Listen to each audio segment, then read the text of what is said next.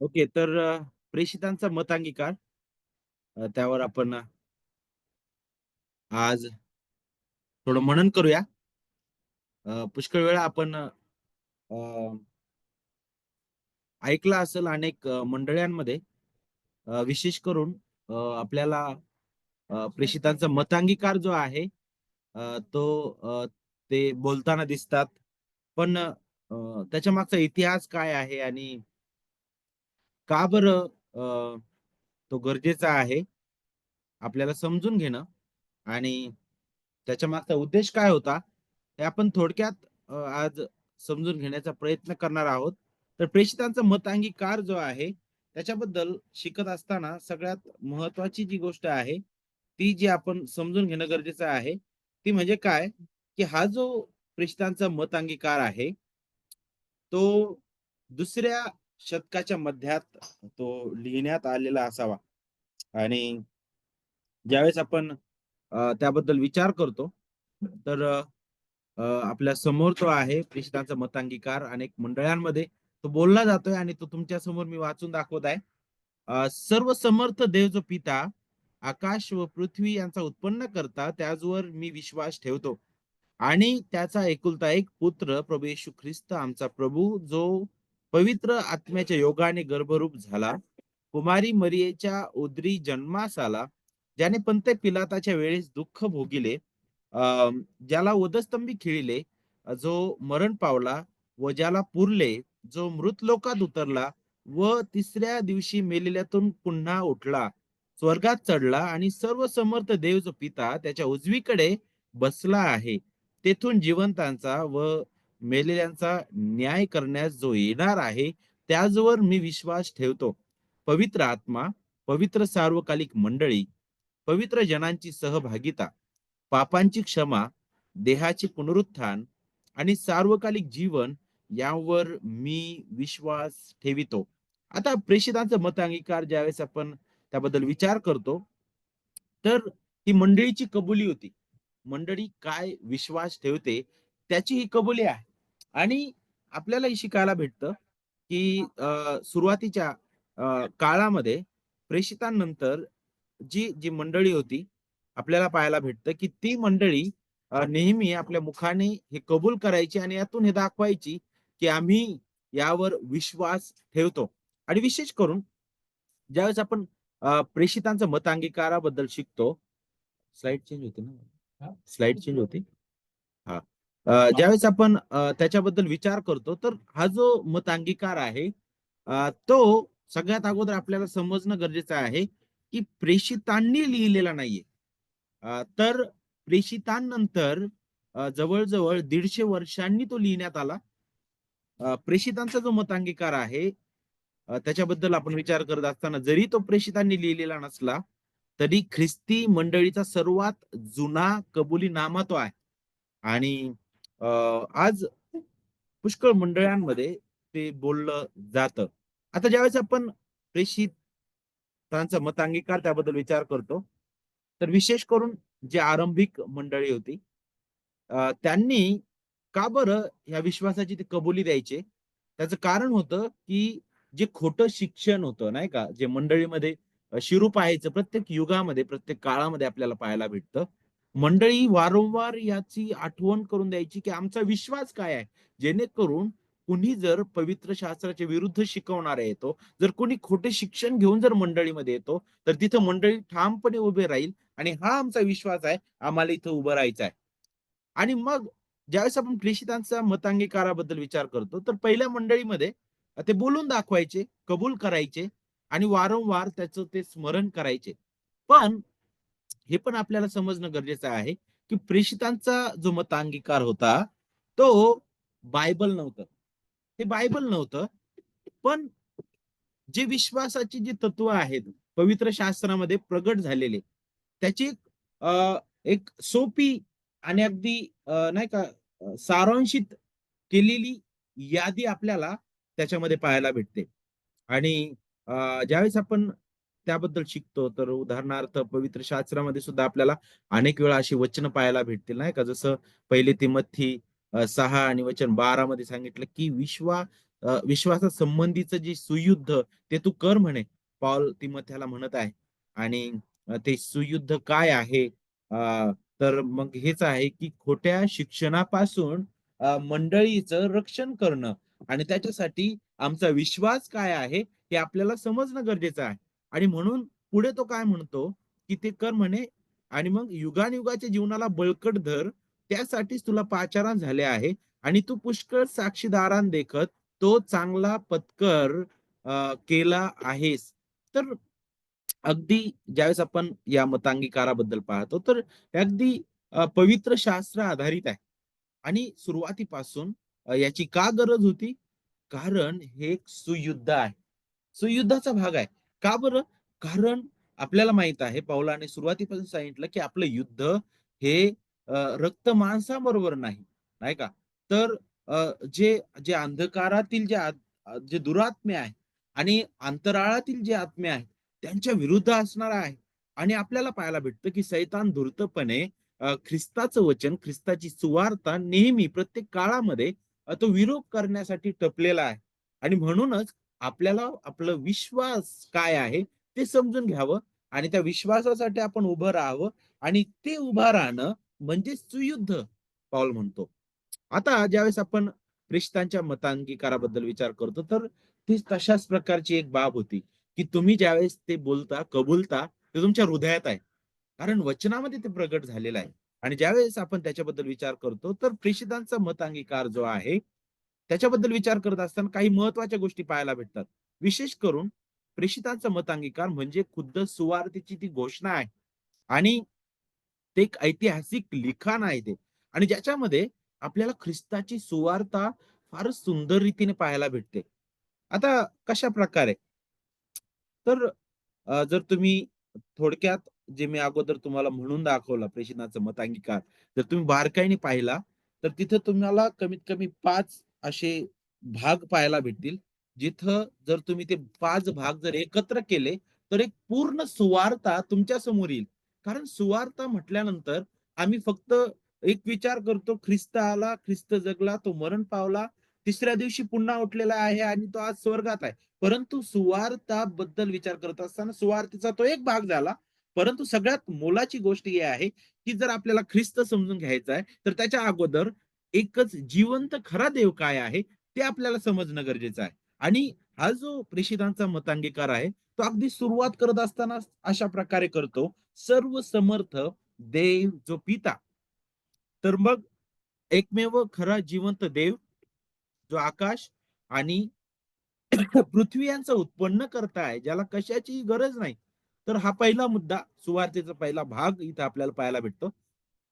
दुसऱ्या भागामध्ये देव जो पुत्र प्रभू येशू ख्रिस्त, त्याचं देहधारण, त्याचा जन्म, त्याचं संपूर्ण जीवन, त्याचा मृत्यू, नाही का, याचा ऐतिहासिक तपशील आपल्याला इथं या प्रेषितांचं मतांगीकारामध्ये पाहायला भेटतं.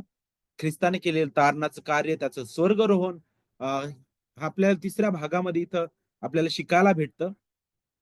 कारण तो उठला आणि स्वर्गात चढला म्हटलेला आहे आणि सर्व समर्थ देव जो पिता त्याच्या उजवीकडे तो बसलेला आहे म्हटलेला आहे.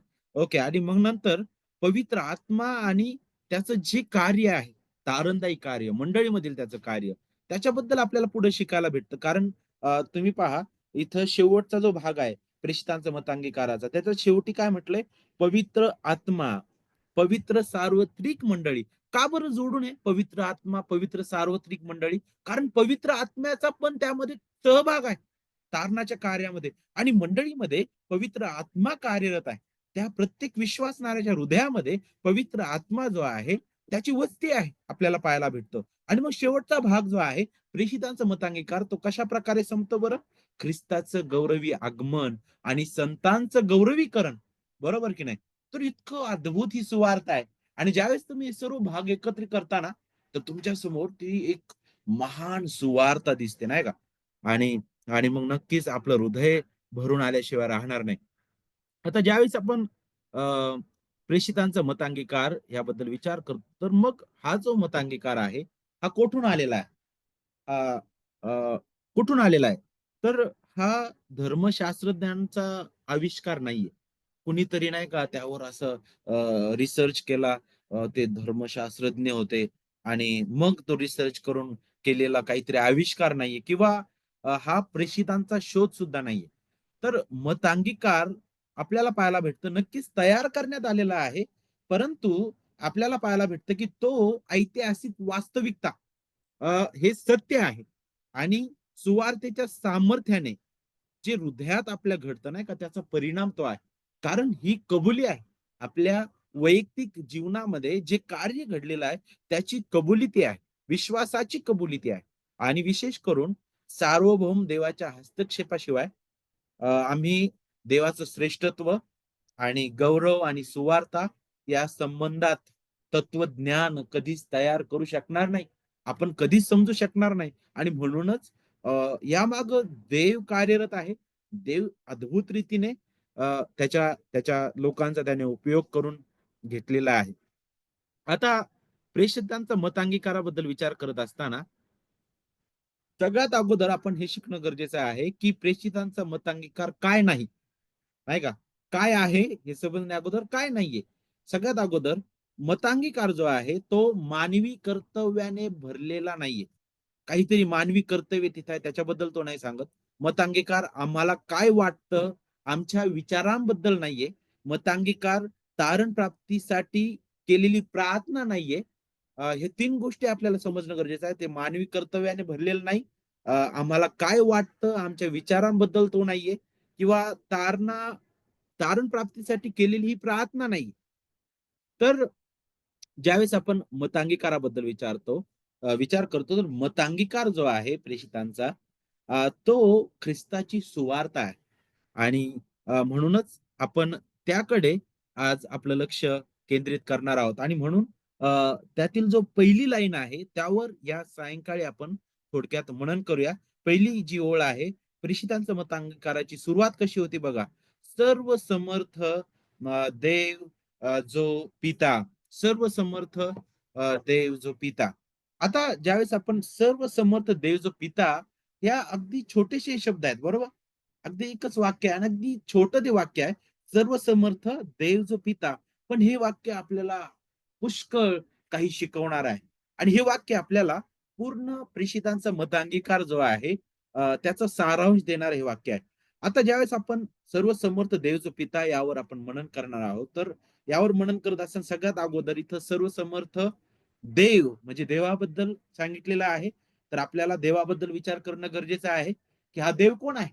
आणि मग ज्यावेळेस आपण देवाबद्दल विचार करतो, तर जगाच्या दृष्टीने देव काय आहे? हा पहिला मुद्दा आपला असणार आहे. आणि मग दुसरा मुद्दा म्हणजे काय? पवित्र शास्त्राच्या दृष्टीने देव कोण आहे? आणि मग पुढं काय सांगितलंय? सर्वसमर्थ देव. तर त्यातून आपण अगोदर पहिला मुद्दा घेतला देव आणि मग जगाच्या दृष्टीने देव काय? पवित्र शास्त्राच्या दृष्टीने देव काय? आणि मग पुढं काय सांगितलंय? देव जो पिता. मग देव जो पिता हा जो शब्दप्रयोग केलेला आहे, तर मग हा शब्दप्रयोग आपल्याला कशाबद्दल शिकवतो? कारण हा जो शब्दप्रयोग आहे, त्याच्या अंतर्गत आपण त्रैक देव, त्याचं व्यक्तित्व, पितृत्व आणि त्याचं सर्व सामर्थ्यपण हे आपण शिकणार आहोत. तर ह्या गोष्टी आपण या एका वाक्यातून आपण पाहूया. सगळ्यात अगोदर जगाच्या दृष्टीने देव काय आहे? आता अनेक वेगवेगळ्या प्रकारे जग पाहतं. त्याला वेगवेगळ्या प्रकारचे वाद म्हणतात. जसे एकेश्वरवाद. एकेश्वरवाद ते अशा प्रकारे म्हणतात, की देव जे आहे, ते एक अंतिम सत्य आहे. ते एक काहीतरी अशी एक शक्ती आहे, जी कार्य करत आहे या जगामध्ये. तर त्याला एकेश्वरवाद म्हणतात. ज्याला आपण व्यक्त करू शकत नाही. ज्याच्याबद्दल आपण काहीच आपल्याला त्याला आपण व्यक्त करू शकणार नाही, बोलू शकणार नाही. दुसरा जो प्रकार आहे ज्यावर जग विश्वास ठेवतं, ते म्हणजे द्वैत्ववाद. आणि द्वैत्ववाद म्हणजे ते म्हणतात, की जगामध्ये 2 समान परस्पर विरोधी शक्ती आहेत. एक चांगली आणि एक वाईट. आणि ह्या 2 परस्पर विरोधी जी शक्ती आहे, त्या दोन्ही शक्ती एकमेकांवर वरचढ आहेत. कधी वाईट शक्ती वरचढ होते, म्हणूनच आपल्याला जगामध्ये वाईट गोष्टी पण दिसतात, तर कधी चांगली शक्ती वरचढ होते आणि दोन्हीमध्ये कुणीच विजयी होत नाही. तर याला द्वैतवाद म्हणतात. हा एक प्रकार आहे. त्यानंतर मानवतावाद, जिथं मानव देव आहे. त्यानंतर नास्तिकवाद, जिथं ते म्हणतात की देवच नाहीये. सर्वेश्वरवाद, जिथं म्हणतात सर्व काही देव आहे. अनेकेश्वरवाद म्हणजे अनेक भिन्न-भिन्न देव आहेत, ज्यांच्यामध्ये दर्जा आहे. आणि शेवटचा वाद म्हणजे देववाद. आणि इथं मात्र फार कठीण आहे. ते म्हणतात, की देवाने सर्व काही निर्माण केलेलं आहे आणि काय झालं, की देव आता झोपा काढतो नाही का? त्याने निसर्ग नियमानुसार सगळ्यांना आता सोडून दिलेलं आहे. आता देवाच्या नियंत्रणात काहीच नाहीये. पण हे जगाचे विचार आहेत. पवित्र शास्त्राकडे आपण येऊ आणि पवित्र शास्त्राच्या दृष्टीने देव काय आहे आपण समजून घेऊया. आता ज्यावेळेस पवित्र शास्त्राच्या दृष्टीने आपण देव समजून घ्यायचं पाहतो, तर त्याच्याबद्दल अ, जी व्याख्या केली बघा BTCPच्या पुस्तकामध्ये ती व्याख्या खूप सुंदर रीतीने केलेली आहे. 5 नंबरच्या पुस्तकामध्ये. ती व्याख्या आपल्याला थोडी आयडिया देईल पवित्र शास्त्रातील देवाची. आणि तिथे सांगितलं, की एकच व्यक्तिवाचक देव आहे.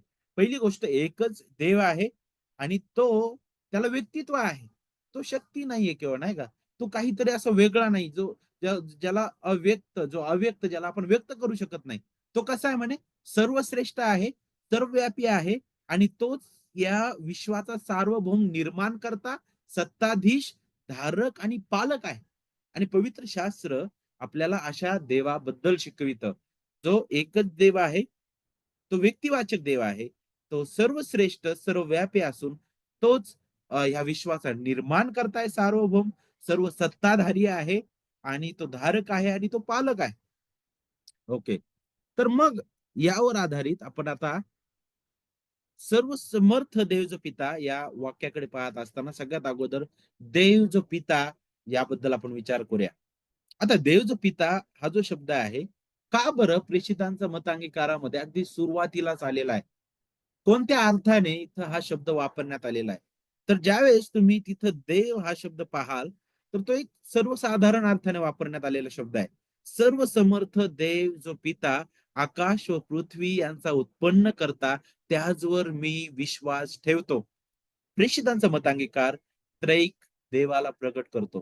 कारण ही जी पहिली लाईन आहे, सर्व समर्थ देव जो पिता या ठिकाणी त्रैक देवाबद्दल आपल्याला मार्गदर्शन करणारी ते वाक्य आहे.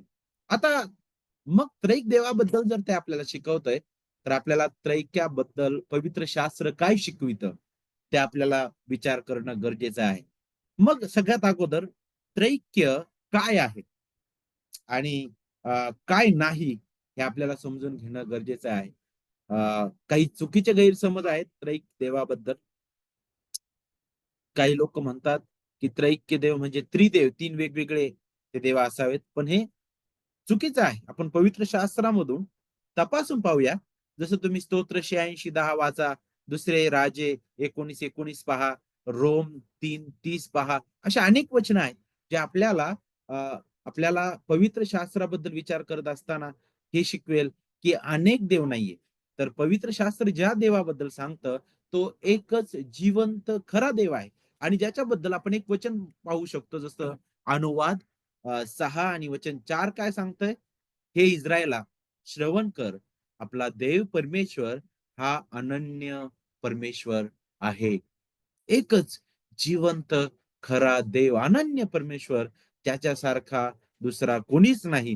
तोच एकमेव देव आहे. तर पवित्र शास्त्र ते जे जे वरील जे विचार आहेत, 3 वेगवेगळे देव ते खोडून काढतं, की नाही, नाही. एकच जिवंत खरा देव आणि आपण विश्वासणाऱ्या नात्याने एकच जिवंत खऱ्या देवावर विश्वास ठेवणारे लोक आहोत आणि म्हणून हे लक्षात ठेवून आता आपण त्रैक्याकडे पाहूया. आता काही लोक ज्यावेळेस एकच देव याबद्दल विचार करतात, तर ते मग अशा प्रकारे म्हणतात. काही म्हणतात, की नाही तो देव म्हणजे फक्त एकच आहे, तो म्हणजे पिता, जो जुन्या करारामध्ये प्रकट झालेला आहे. आणि मग मग ते पवित्र आत्म्याला मानत नाहीत. ते प्रभू येशू ख्रिस्ताला मानत नाहीत. मग त्यालाच आपण यहोवा विटनेस म्हणतो नाही का?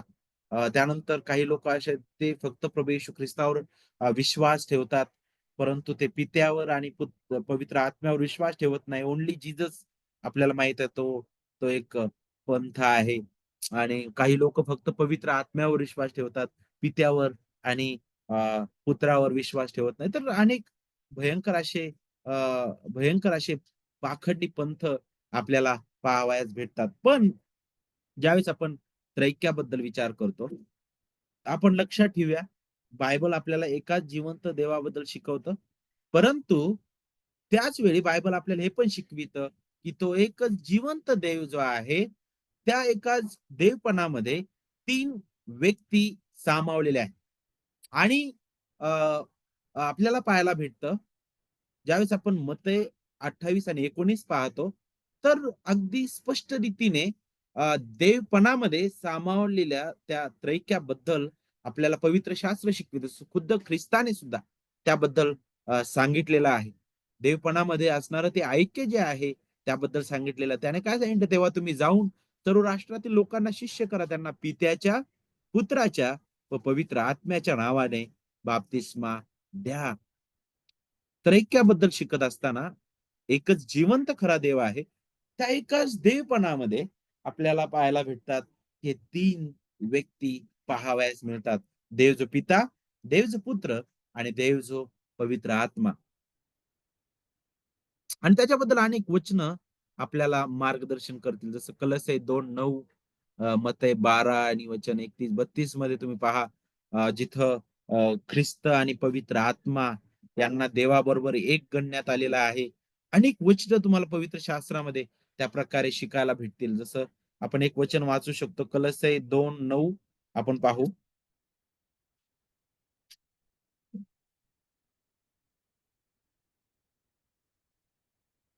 कलोसे करासपत्र अध्याय 2 आणि वचन 9. कारण ख्रिस्ताच्या ठायीस देवपणाची सर्व पूर्णता मूर्तिमान बसते. किती सुंदर आहे बघा. ख्रिस्ताच्या ठायी देवपणाची सर्व पूर्णता मूर्तिमान वसते. इथून आपल्याला पाहायला भेटतं, देव जो पुत्र ख्रिस्तामध्ये ते पूर्ण दैवत्व आपल्याला पाहायला भेटतं. देवपण आपल्याला पाहायला भेटतं.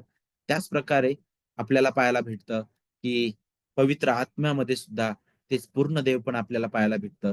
पित्यामध्ये सुद्धा तेच पूर्ण देवपण आपल्याला पाहायला भेटतं. आता ज्यावेळेस त्रैक्याबद्दल आपण विचार करतो, तर त्रैक्याबद्दल फार चुकीचे उदाहरणं प्रचलित आहेत त्रैक्य स्पष्ट करण्यासाठी, नाही का?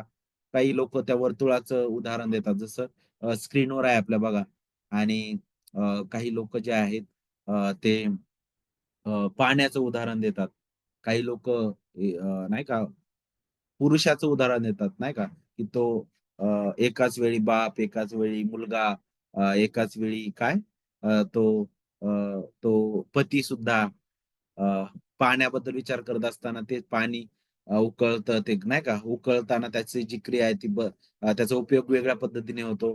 तर तेच पाणी ज्यावेळेस तुम्ही फ्रिजमध्ये ठेवता ते बर्फ होतं. तर त्या बर्फाचा पण वेगळा उपयोग आहे. मग तेच पाणी वाफ होतं.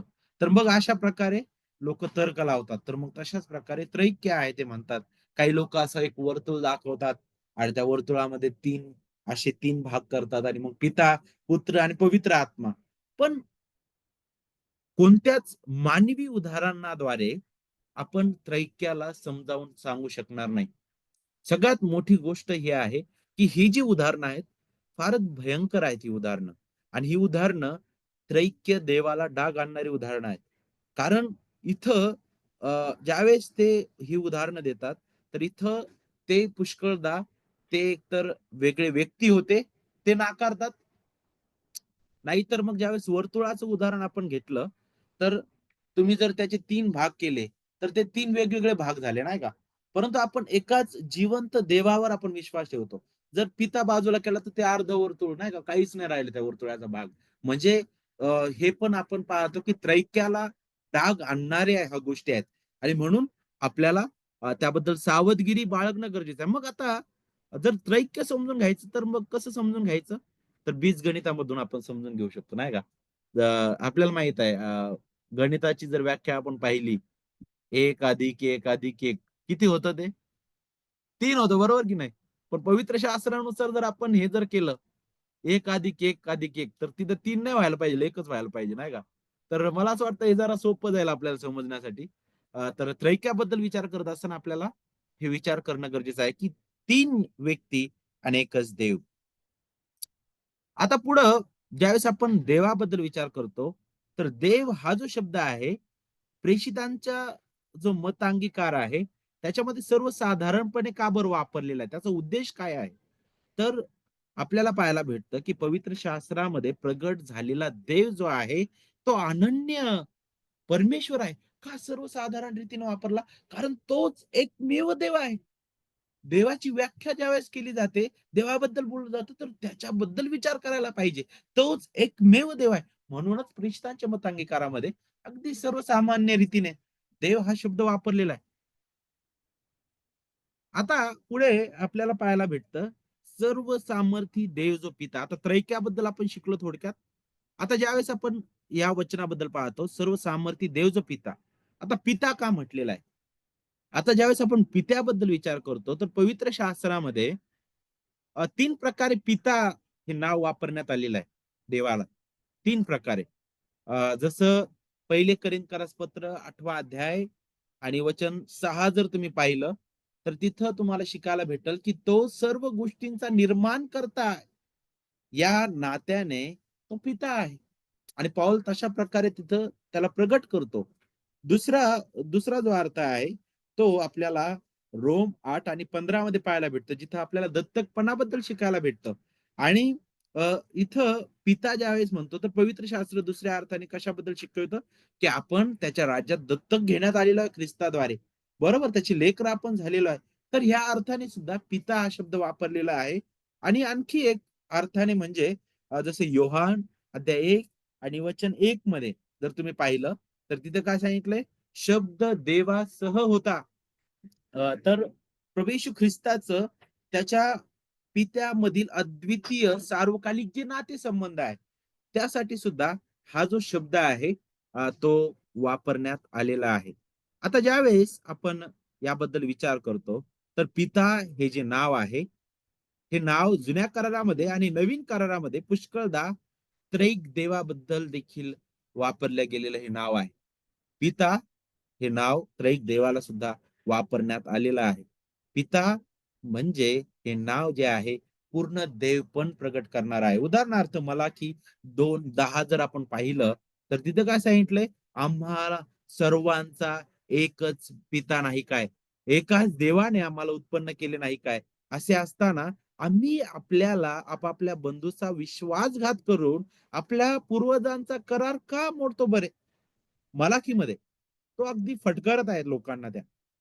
आणि तो बोलत असताना आपल्या सर्वांचा एकच पिता नाही काय म्हणतो तो, नाही का? तर इथं जो पिता ज्या अर्थाने वापरलाय, तर इथं आपल्याला पाहायला भेटतं त्रैक देवाबद्दल इथं बोललं जात आहे. नवीन करारामध्ये सुद्धा आपल्याला पाहायला भेटतं, की पिता हा जो शब्द आहे, त्रैक्याबद्दल मार्गदर्शन करणारा शब्द आहे. याकोब 1:17 मध्ये प्रत्येक उत्तम देणगी व प्रत्येक पूर्ण दान वरून आहे, ज्याला विकार नाही व जो फिरण्याने छायेत जात नाही, अशा ज्योती मंडळाच्या पित्यापासून ते उतरते. प्रत्येक उत्तम देणगी व प्रत्येक पूर्ण दान देवापासून आहे. कारण देव उत्तम आहे, तो पूर्ण आहे. ज्या प्रकारे आपल्याला पाहायला भेटतं, की तो उत्तम आहे आणि पूर्ण आहे, तर मग आपल्याला त्रैक्याबद्दल विचार करायला पाहिजे. पिता उत्तम आहे, पिता पूर्ण आहे. त्याच प्रकारे पुत्र देखील उत्तम आणि पूर्ण आहे. त्याच प्रकारे देव जो पवित्र आत्मा सुद्धा उत्तम आणि पूर्ण आहे. आणि हा त्रैक देव पूर्ण आहे, तो उत्तम आहे आणि म्हणूनच तो स्वतः ते पुरवितो. आता ज्यावेळेस आपण पिता त्याबद्दल आपण शिकतो पुढे, सर्व समर्थ देव जो पिता, तर पिता हे जे नाव आहे, त्रैक्य देवामधील पहिल्या व्यक्तीकरिता सुद्धा वापरल्या गेलेला आहे. बरोबर? देव जो पिता, ख्रिस्ताचा पिता म्हणून सुद्धा आपल्याला पवित्र शास्त्रामध्ये पाहतो, नाही का? देव जो पिता.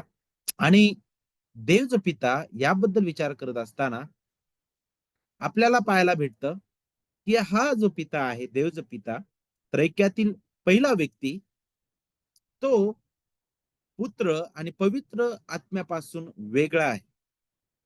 प्रेषित योहान जो आहे, तो पिता आणि पुत्रामधील वेगळंपण आपल्याला पाहायला भेटतं. दुसरी योहान वचन 9 मध्ये तो अगदी प्रगट करतो. जिथे सांगितलंय ख्रिस्ताच्या शिक्षणाला चिटकून न राहता जो पुढे-पुढे जातो, त्याला देव प्राप्त झाला नाही.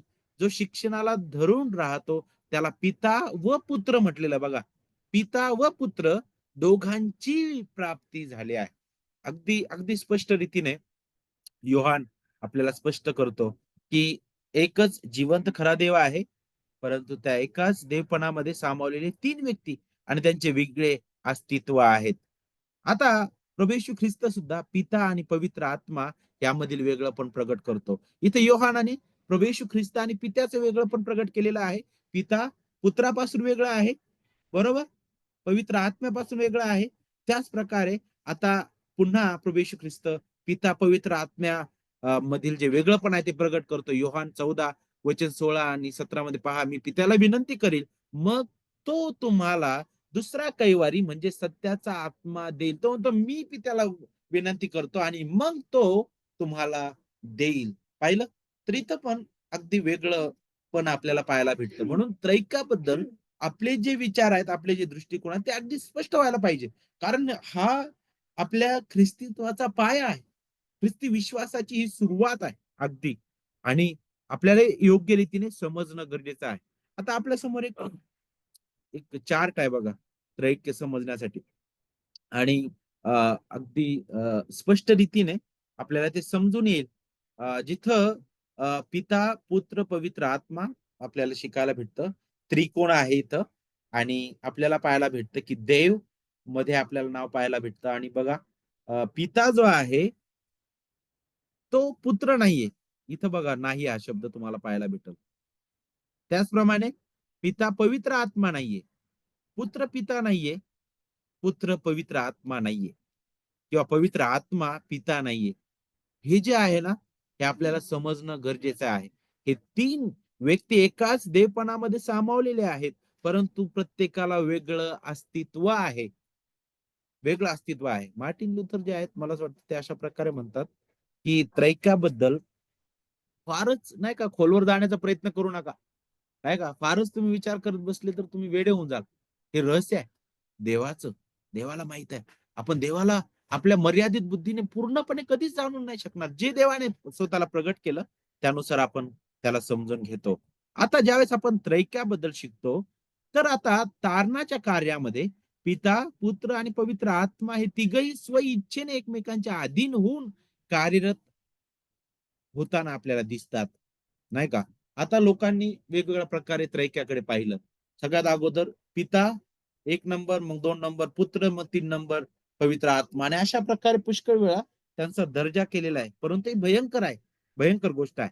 लक्षात घ्या, की तारणाच्या कार्यामध्ये त्रैक्याचं जे कार्य आहे, त्यांची भूमिका आपल्याला शिकायला भेटते. पित्याने योजना केली तारणाची, बरोबर? आणि पुत्राने ती योजना काय त्याच्या पुत्रासाठी पापी भ्रष्ट लोकांमधून तारणा करिता काहींना त्याने निवडलं. पुत्राने स्वइच्छेने ते तारणाचं कार्य पूर्ण करण्यासाठी स्वतःला झोकून दिलेलं आहे. आणि पवित्र आत्मा जो आहे, स्वइच्छेने, आनंदाने त्याच तारणाचं कार्य जे ख्रिस्ताने सिद्धीस नेलेलं आहे, त्याचं लागूकरण प्रत्येक त्याच्या निवडलेल्या लोकांच्या अंतःकरणामध्ये तो करतो. आता याचा अर्थ असा नाही, की त्रैक देव, देव जो पिता, देव जो पुत्र आणि देव जो पवित्र आत्मा यांच्यामध्ये दर्जा आहे. नाही, हा त्रैक देव देवपणामध्ये आपल्याला पाहायला भेटतं, की समान पातळीवर ते आहेत. परंतु स्वतःहून ते एकमेकांच्या अधीन झाले या तारणाच्या कृतीमध्ये. म्हणूनच आपल्याला पाहायला भेटतं, की पुत्र म्हणतो, की मी पित्याचं ऐकतो. म्हणूनच आपल्याला पाहायला भेटतं, की पवित्र आत्मा पुत्राचं गौरव करतो. पण यामध्ये त्रैक्याचं गौरव आपल्याला पाहायला भेटतं. तर का बरं? धारणाच्या कार्यामध्ये त्यांची अधीनता आपण पाहतो, परंतु देवपणामध्ये अगदी ते समान पातळीवर आहे. आणि समोर तुम्हाला पुष्कळ वचनं पाहायला भेटतील, जिथं अ, त्रैक्य देवाबद्दल पाहायला भेटतं. जसं पिता देव आहे, तसाच पुत्र देव आहे, पवित्र आत्मा देव आहे. अनेक वचनं तुम्हाला इथं चार्टमध्ये पाहायला भेटतील, नाही का? पिता निर्माण करताय, पुत्र निर्माण करताय, पवित्र आत्मा निर्माण करताय. पिता सर्वव्यापी आहे, पुत्र सर्वव्यापी आहे, पवित्र आत्मा सर्वव्यापी आहे. पिता सर्वज्ञानी आहे, जीवन देणारा आहे, सार्वकालिक आहे. त्याच प्रकारे पुत्र आणि पवित्र आत्मा आहे. आणि याबद्दल आपल्याला पवित्र शास्त्र मार्गदर्शन करतं. आणि म्हणून त्रैक्याबद्दल विचार करत असताना अगदी समान पातळीवर ते आहेत. स्वतःहून ते एकमेकांच्या अधीन झालेले आहेत. तारणाच्या कार्यामध्ये स्वइच्छेने, आनंदाने ते अधीन झालेले आहेत. याचा अर्थ असा नाही, की त्यांच्यामध्ये दर्जा आहे म्हणूनच आपण पित्याची उपासना करतो, पुत्राची उपासना करतो आणि पवित्र आत्म्याची उपासना करतो. आपण पित्याकडेही प्रार्थना करतो, पुत्राकडेही प्रार्थना करतो आणि पवित्र आत्म्याकडेही प्रार्थना करतो. कारण त्रैक्यातील आपल्याला पाहायला भेटतं, की हे 3 व्यक्ती आहेत, एकच जिवंत खरा देव आहे. आता शेवटचा मुद्दा आपल्याला समजून घेणं गरजेचं आहे. ज्यावेळेस पिता म्हटलेलं आहे, तर देवाचं पितृत्व, नाही का? पितृत्व काय आहे? अगोदर आपण शिकलो, की पवित्र शास्त्रामध्ये पिता अ, 3 अर्थाने वापरलेला आहे शब्द. पण ज्यावेळेस आपण इथं अ, अ, देवाचं पितृत्व पाहतो, तर 2 अर्थाने आपण ते समजू शकतो. पहिली गोष्ट, जसं आपण अगोदर शिकलो, अ, जसं मला असं वाटतं अनुवाद 32 आणि वचन 6 आपण पाहू. अनुवाद 32:6.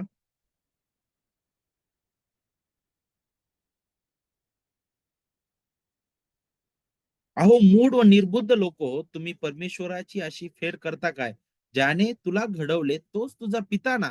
त्यानेच तुला निर्माण केले व स्थापले. आता पवित्र शास्त्रामध्ये पहिल्या रीतीने ज्यावेळेस आपण त्याचं पितृत्व जर समजून घ्यायचंय, तर तो निर्माणकर्त्या नात्याने आपल्या निर्मितीशी कसा सहनशीलतेने वागतो, नाही का? वर्ततो, त्याच्याबद्दल ते आठवण करून देणारा आहे. पिता काय करतो? आपल्या लेकरावर प्रीती करतो. आपल्या लेकरांची काळजी घेतो. आपल्या लेकरांसाठी काय चांगलं आहे, ते तो पाहतो.